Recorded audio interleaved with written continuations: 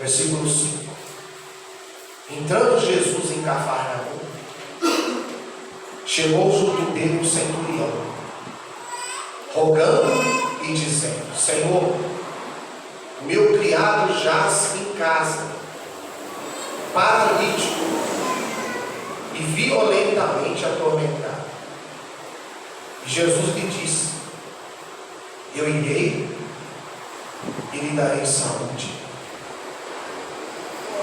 Pode.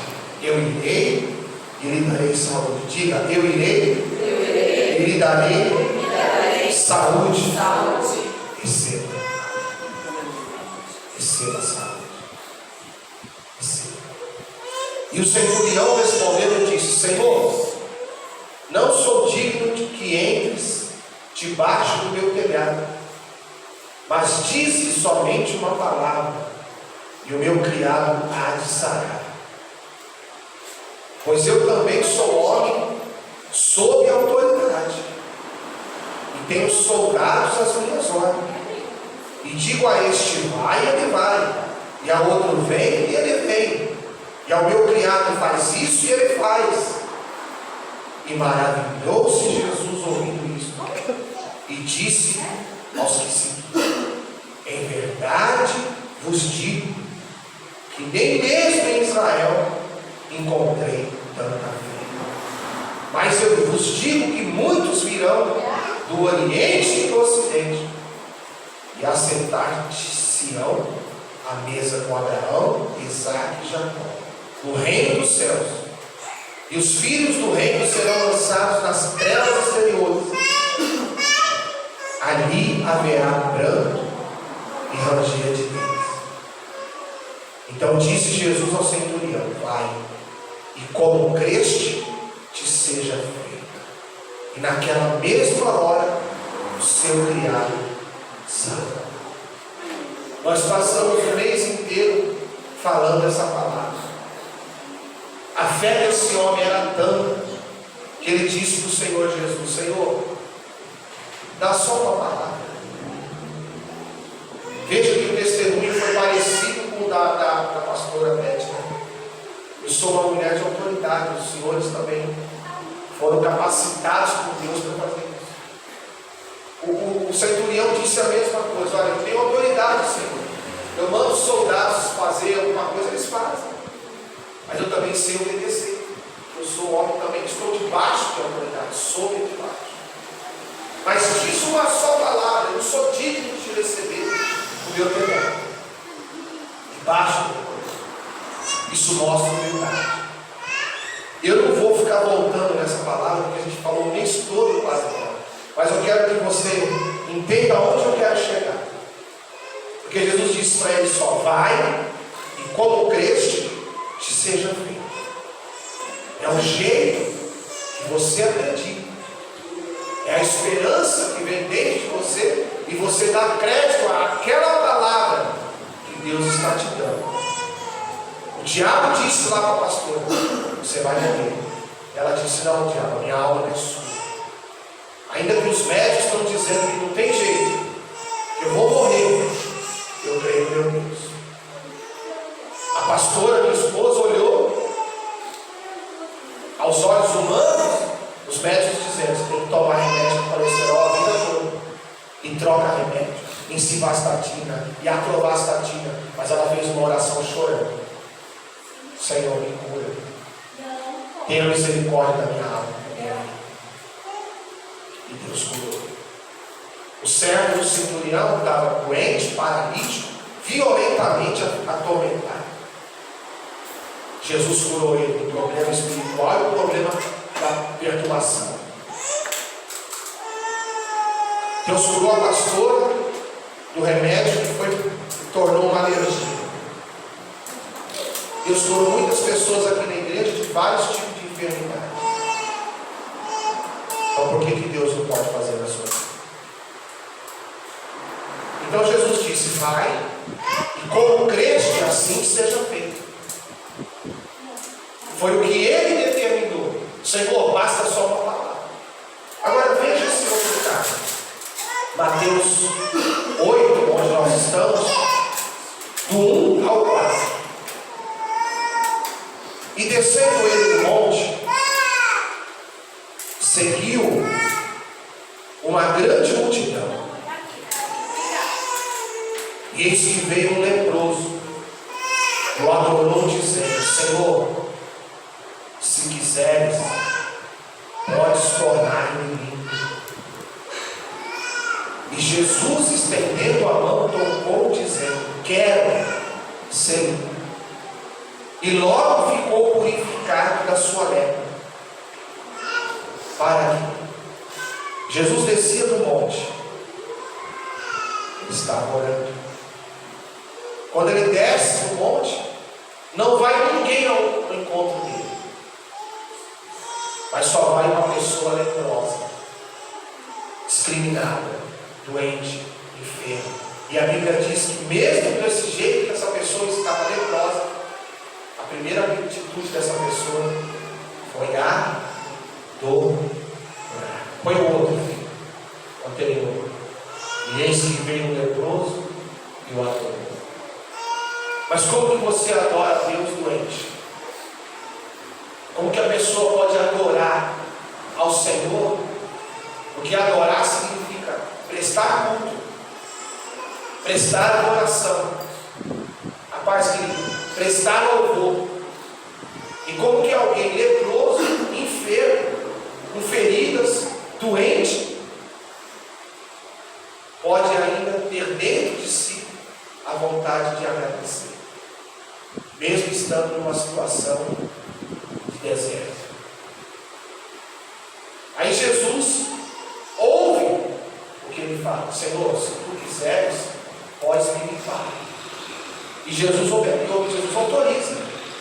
Jesus fala: quero ser limpo. Outro caso, nesse caso, parecido com o centurião, porque quando Jesus descia da oração, da consagração no monte, esse homem não teve vergonha de falar com Jesus. O centurião também não teve vergonha de pedir ajuda para o seu criado que estava doente. Então você vê nesses dois casos que tem que deixar de lado a timidez, a vergonha. Se você quer alguma coisa de Deus, seja ousado, seja determinado. O centurião teve determinação. Senhor, por favor, o criado está em casa, doente, paralítico, enfermo. Por favor, diz uma palavra. Ele teve autoridade, ele teve ousadia, ele determinou em falar com Jesus. O leproso que não poderia estar ali, estava ali. Quando Jesus desceu do monte, ele foi a primeira pessoa a falar com Jesus, ou seja, ele teve ousadia, ele teve determinação, ele acreditou que Jesus ia adorar. Mas antes ele perguntou: se o Senhor quiser, humildade também. Mesma coisa do centurião: não sou digno de entrar debaixo do meu telhado, mas diz uma só palavra. São casos parecidos, onde você vê ousadia, onde você vê determinação. Nesses dois casos, você vê a pessoa estar pronta para agir. Eu imagino esse leproso sabendo que Jesus estava ali, só pensando: na hora que ele descer aqui, eu tenho ele. Olha que o Senhor Jesus desceu, você a primeira pessoa a falar com ele. E naquela época não tinha sangue. Era coisa de ousadia. E Jesus sabia que ele estava leproso. E um leproso não podia se aproximar de uma pessoa normal, que não tinha lepra, porque contaminava. Então o que eu aprendo nessas duas situações é que para você receber alguma coisa de Deus, você tem que crer. Você tem que ter determinação. Você tem que ter ousadia. Você tem que determinar. Os dois casos nós vemos o Senhor operando. Os dois casos: no criado, no servo do centurião e no leproso. Vamos para outro caso. Lucas 17. Põe aí na sua Bíblia, ou acompanha aqui no tempo. Outro caso de curas. Eu vou chegar com você aonde nós queremos chegar hoje, onde o Espírito Santo quer ensinar a igreja. Lucas 17. Também falamos desse caso na igreja. 11. Lucas 17, 11.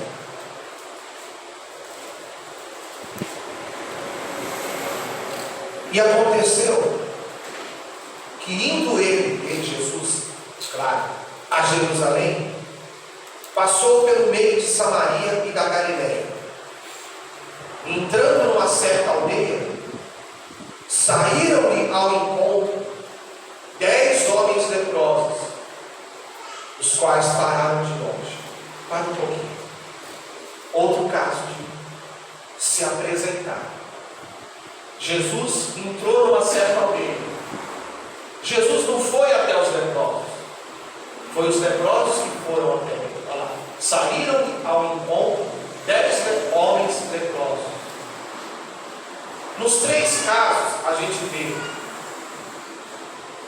12 pessoas indo até Jesus. O servo do centurião foi, o centurião que tinha um servo doente, foi até o Senhor. O leproso foi até o Senhor quando ele desceu do monte. E os 10 leprosos, quando Jesus entrou na aldeia, eles foram até ele. 12 pessoas com a mesma atitude inicial. Eu vou até Jesus quando eu quero algo dele. Eu não espero ele vir até mim. Eu vou até ele. Eu me humilho. Eu oro. Eu desço na oração. Eu me rendo. Eu busco. Eu acordo de madrugada para orar se for preciso. Eu subo o monte se precisar. Eu abro jejum. Eu faço. 3 casos diferentes. 12 pessoas que tiveram uma atitude inicial correta. Ir até o Senhor. Determinar, me humilhar, reconhecer quem Ele é e buscar humildade. Continuando, filho. E levantaram uma voz, dizendo: Jesus, mestre, tem misericórdia de nós. Os 10 levantaram a voz e pediram misericórdia. Eles não pediram a cura, eles pediram perdão. Quando você pede misericórdia, você fala: Senhor, tem misericórdia de mim, eu sou falho, sou pecador, estou passando por uma situação tão difícil, não estou suportando, me ajude, Senhor.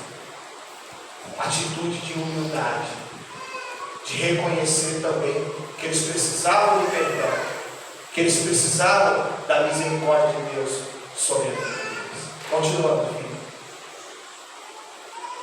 E ele, vendo-os, disse-lhes: ide e mostrai-vos aos sacerdotes. E aconteceu que eles, indo, ficaram limpos. Jesus nem orou por eles. Jesus nem pôs a mão na cabeça. Jesus nem ungiu. Jesus falou: vão lá para o templo, se mostram lá para os sacerdotes. E quando eles foram, versículo seguinte, ficaram limpos. 15. E um deles, vendo que estava são, curado, né? Voltou, glorificando a Deus em alta voz. Quantos foram curados dessa vez, gente? 10. Deixa eu perguntar diferente. Quantos tiveram a atitude inicial certa? 10. Quantos continuaram no caminho certo?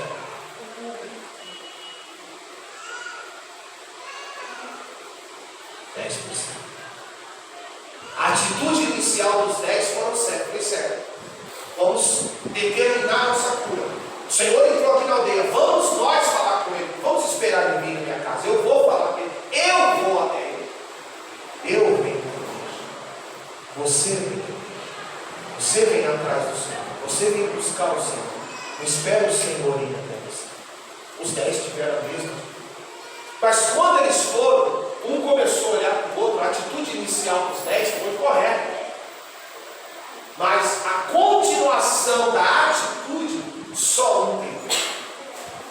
Ele voltou, glorificando a Deus em voz alta. Obrigado, gritando, amém, aleluia, glória a Deus, obrigado, Senhor. Mas os 9 não. Os 9 esqueceram de um dos princípios espirituais mais importantes para a vida do ser humano, que é a gratidão. Diga gratidão. Isso é um princípio que você deve carregar por toda a sua vida. A gratidão, ela não pode ser esquecida, mas muitas pessoas estão esquecidas. Você nunca pode se esquecer, nem eu, quem a gente era e o que a gente é hoje. Eu não posso esquecer o meu passado, porque esse que voltou dando glória a Deus, esses 10, esse único que voltou, ele lembrou do seu estado anterior, leproso. Então, para ele não teve vergonha de dar glória a Deus, ele não teve vergonha de voltar, só ele voltou. Imagina ele olhando e falando assim: meu Deus, cadê os novos? Onde eles estão? Jesus mandou eles irem lá se mostrar para o sacerdote, mas por que eles não voltaram comigo? Tem uma certa coisa também que chama o seguinte: o que você tem que fazer, faça você. Se ninguém quiser fazer, faça você. Eu imagino que ele deve ter tentado convencer aqueles novos de voltar, mas aqueles novos não falaram: já estou curado, vou viver minha vida. Era o que eu queria. Mas aquele um não esqueceu o valor da gratidão. Ele falou: vou lá no meu Senhor, vou agradecer, vou estar nos pés do meu Senhor, porque eu sei quem eu era, eu sei quem eu sou hoje, depois que Deus entrou na minha vida.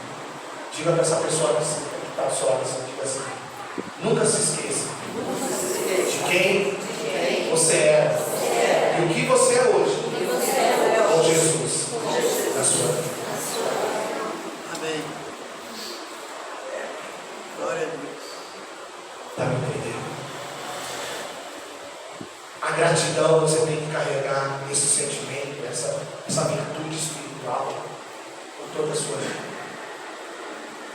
Porque se você for grato a Deus e as pessoas que Deus pôs no seu caminho, porque o que me relata nesse caso é a gratidão desse leproso curado ao Senhor, mas também a gratidão à pessoa de Jesus Cristo pelo ser humano. Porque muitos pensam assim: eu vou agradecer a Deus aqui, e Deus já sabe, não preciso mais da igreja, não preciso mais da igreja. Não preciso mais congregar. Não, mas o leproso foi lá. Além dele glorificar a Deus em voz alta, o que mais ele fez, filho? E caiu aos seus pés, com o rosto em terra, dando-lhe graças.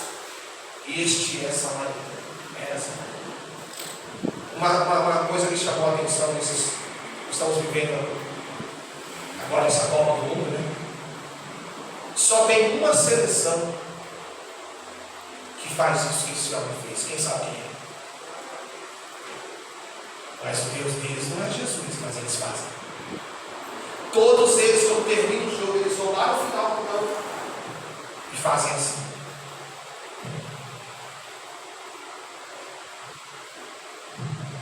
Em agradecimento ao Deus deles. Não são cristãos. Não são servos do Senhor Jesus. Eles não creem no Senhor Jesus. Eles creem em Allah, mas eles fazem. O que esse homem fez foi isso.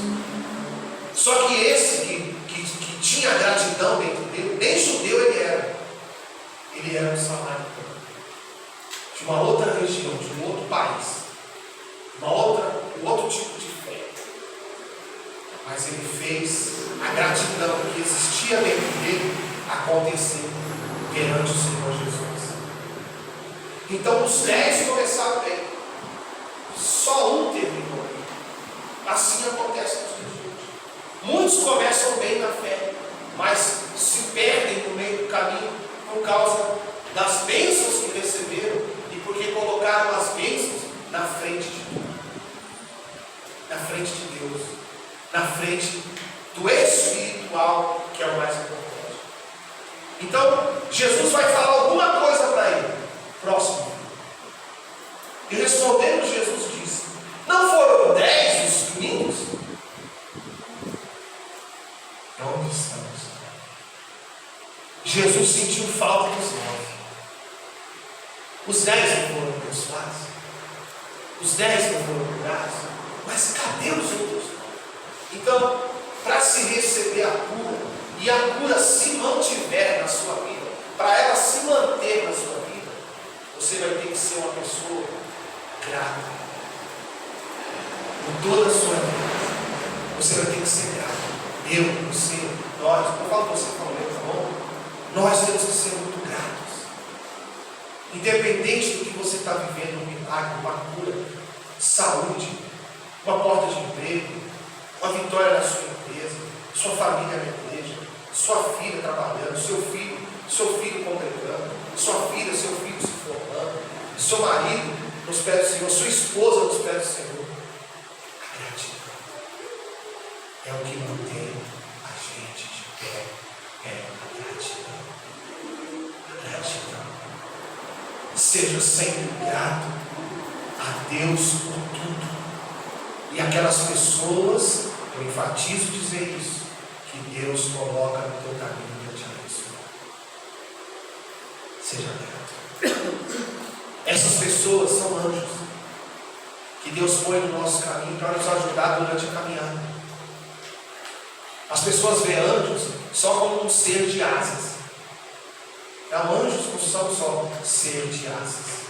Ontem eu estava assistindo lá no finalzinho do pedaço da novela Jesus, que passa a recapitulação de sábado, né? Passa a semana toda, eu estava assistindo quando Gabriel foi visitar Maria. Um ser de luz, mas ele não tinha asa. Se a gente vê um ser, sabe como que é o querubim? A Bíblia diz que ele tem 6 asas. Se a gente vê um querubim na nossa frente, você acha que nós vamos aguentar? Eu caio no mundo na mesma hora. Aonde eu estiver.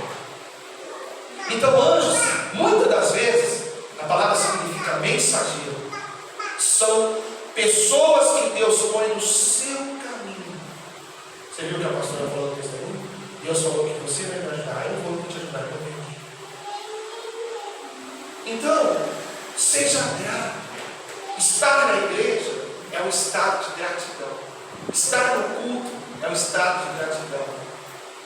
Congregar é estado de gratidão. Ceiar é um estado de gratidão. Viver com Deus é um estado de gratidão. Ser fiel é estado de gratidão.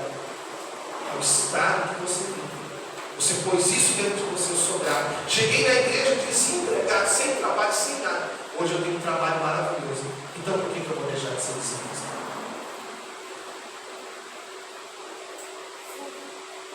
Deus me deu trabalho. O que me custa? E ele vai falar isso já aqui. Ele vai falar isso já, vou te mostrar na palavra. Ele vai falar isso já para quem foi curado. Então, o que me custa eu ser um abençoador da casa de Deus? Se eu cheguei desempregado, eu não tinha emprego, não tinha condição de dizimar, de ofertar, mas hoje eu tenho. Então, eu não vou negar a Deus que Deus me deu. Que é tão pouco, né, gente? É só para sustentar. Você entendeu até aqui? Volta comigo lá no Mateus 8. Volta comigo lá. Vamos terminar, né? 18, 19. Desculpa que eu não li. Desculpa, perdão. Não, Jesus disse, não houve quem voltasse para dar glória a Deus, senão esse estrangeiro, e disse, levanta-te e vai, a tua fé te salvou. Agora vamos para lá. Mateus 8, 4. Mateus 8, 4. Disse-lhes então Jesus. Olha, não o digas a alguém, mas vai, mostra-te ao sacerdote e apresenta a oferta que Moisés determinou para lhe servir de testemunho. Gente, vamos ler todo mundo essa parte? Vamos lá? O 4 todo, vamos lá.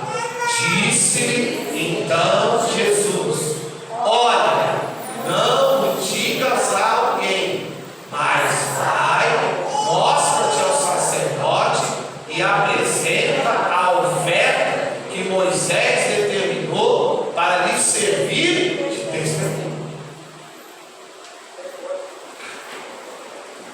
Diga assim, essa pessoa que está chorando, não se escandaliza do que eu vou te dizer. Gratidão envolve oferta.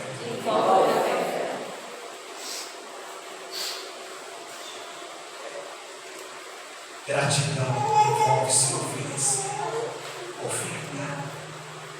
Jesus disse: vai lá, se mostra lá para o pastor da igreja e apresenta a oferta que Moisés determinou. Oferta determinada. O altar determinou. Moisés determinou. Fazer isso quando uma pessoa era curada na lei de Moisés, ela recebia a cura. Ela tinha como algo a cumprir, pegar a oferta dela e levar no templo. A oferta era um compromisso. Diga oferta, é um compromisso. Diga dízimo, é um compromisso. Então veja que Jesus podia ter falado para o homem que foi curado: tá bom, vai viver sua vida, fica bem. Mas o que ele disse? Vai, mostra-te lá para o sacerdote e apresenta a oferta que Moisés determinou. Foi uma oferta determinada por Moisés. E outra, diga assim para essa pessoa que está do seu lado: a oferta vale de testemunho. Por isso que a gente tem costume de falar no altar que a oferta que vocês fazem, que a gente faz, ela fala por si própria. Você acredita nisso? A oferta fala por si própria. Quando Abraão ofereceu a Deus a oferta que ele pediu, a oferta falou por Deus. Lembra? O que Deus pediu para Abraão? Seu filho Isaque. Abraão pegou o seu filho, amarrou, pôs lá no sacrifício. A oferta falou por Deus. O ofertante falou com Deus. E Deus falou: então, não precisa mais me oferecer seu filho. Aí atrás já tem o cordeiro. Eu já preparei para você. Tira o seu filho daí para o cordeiro no lugar do seu filho. Porque eu vi que você me obedeceu. A oferta, a vida, a oferta física, o dízimo, a oferta física, propósito de fé, a campanha. Fala com Deus. Porque Jesus disse que a oferta daquele homem ia servir de testemunho. Se é testemunho, é porque é alguém que fala. Nenhum advogado, né, Carol? Vai levar para o júri uma testemunha multa. Vai levar. Mas se tiver um intérprete, vai chegar a informação. A testemunha nunca pode ficar sem falar, porque senão ela não é testemunha. Então por que a oferta fala? Porque ela sai de dentro da pessoa. Eu vou oferecer a Deus algo que me custe na igreja. Eu vou devolver o meu dízimo, me custa. Sai do meu salário, me custa. Eu vou ofertar, me custa. Eu vou fazer o propósito de hoje, de ouro, de prata, de bronze, me custa. Diga, oferta é algo que me custa, mas que serve de testemunho. Quem está comigo? Diga para Deus: filho, abaixa um pouco desse aqui, está dando pouca coisa. Vocês estão me entendendo? Então hoje nós estamos chegando no encerramento do propósito de fé. Hoje terminamos o propósito. Muitos falaram assim: vou levar o meu propósito. Não é só o valor que tem monetário. Baixa mais um pouquinho, filho. É porque eu vou levar o altar, como a oferta que Moisés determinou, vai servir de testemunho perante meu Deus. Gratidão envolve oferecer. Gratidão envolve dar. Quando aquele leproso voltou, ele se deu. Ele não teve vergonha de se prostrar nos pés de Jesus. Ele não teve vergonha de dizer glória a Deus. Ele não teve vergonha de se render. Quando eu oferto, quando eu dizimo, eu me rendo a palavra. E obedeço essa palavra que me abre portas. pela minha oferta, que serve de testemunho, que tem que ser a própria vida, não o valor monetário. Isso é a consequência do que nasceu de dentro de você. De dentro de você. Eu vou oferecer ao meu Deus algo que me custa, algo que é prazeroso para mim. Ah, mas eu podia usar essa oferta para comer no McDonald's. Não, mas essa é a oferta. Essa oferta é do meu Deus. Mas eu poderia usar o meu dízimo para pagar aquela conta. Não, mas o meu dízimo vai servir de testemunho da minha gratidão perante o meu Deus. Se Jesus disse isso para aquele homem, o leproso, não é isso? Que foi encontrar com ele quando ele desceu do monte, é porque Jesus queria mostrar para esse homem o valor da oferta, o valor do sacrifício, o valor da obediência, acima de tudo, o valor da gratidão. Eu sou grato ao meu Deus, eu me rendo à palavra dele e eu obedeço. Amém. Quem tem? A cura envolve gratidão. Porque os 10 que foram curados, os 10 foram curados, mas só um continuou no caminho certo. O leproso que encontrou Jesus descendo do monte, ouviu a palavra para continuar no caminho certo. O centurião ouviu a palavra para continuar tendo fé. Jesus nem conheceu o servo dele, e mesmo assim Jesus o curou pela fé do seu Senhor. E tudo pela fé e pela obediência. Eu creio que nessa campanha pessoas foram já curadas. Eu acredito nisso. Uns vão ser curados divinamente, outros pelas mãos dos médicos, como disse a pastora. Foi? Deus te deu capacidade para vocês cuidarem dos doentes. Não para ficar todo reunido aqui vendo o celular com um monte de doente lá na porta do hospital. Tem hora que você tem que usar a sua autoridade. Se ela não usar essa autoridade dela, ela vai morrer. Aleluia. O Tiago já tinha falado dela. Ela não aceitou aquela palavra e lutou. Deu uma de louca, se fingiu, deu de louco. Sabia que tem uma passagem da Bíblia que Davi deu uma de louco? Quem já leu essa passagem que Davi deu uma de louco? Ele fingiu estar louco para ter um livramento. E Deus deu um livramento para ele. Gente, você tem que fazer o que deve ser feito. Faça o que tem que ser feito. Independente de quem vai olhar para você e questionar. Você acha que aqueles 9 não olharam para aquele que voltou? Eles olha maluco, olha lá, se rendendo, olha lá, se encostando aos pés de Jesus. Que não, muitos devem ter falado isso. O que ele está fazendo? Mas ele fez ali, o Espírito Santo colocou para ele fazer. Gratidão, obediência, servir ao Senhor com alegria. Então faz parte da vida cristã ser obediente no tocante a tudo, porque é o que Deus determinou para nós. Amém, gente? Já são 11h40, eu não vou passar mais, porque eu sei que cada um tem a sua família. Você tem o seu almoço, você tem sua vida, o seu descanso. Mas eu quero que você saia daqui dizendo assim: Senhor,